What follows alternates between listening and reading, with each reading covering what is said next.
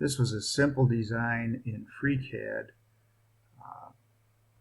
Created a cylinder and had to get the sizing right because I needed the inside diameter and outside diameters very specific.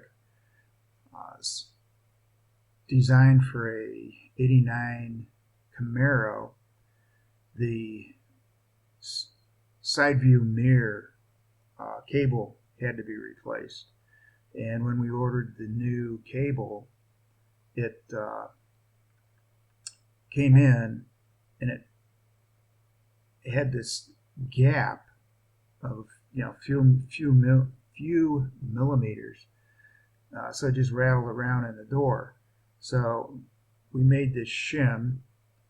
It was able to fit in the insert in the door, and then inside the center of the hole here is where the new cable would go with its housing, and it would snap into place, and everything would be firm in the door so that we could fix it.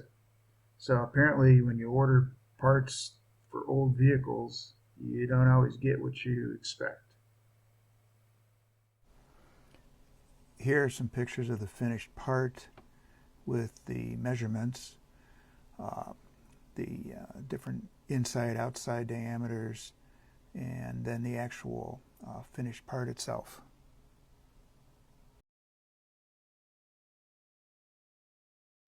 In this picture you can see the before and after.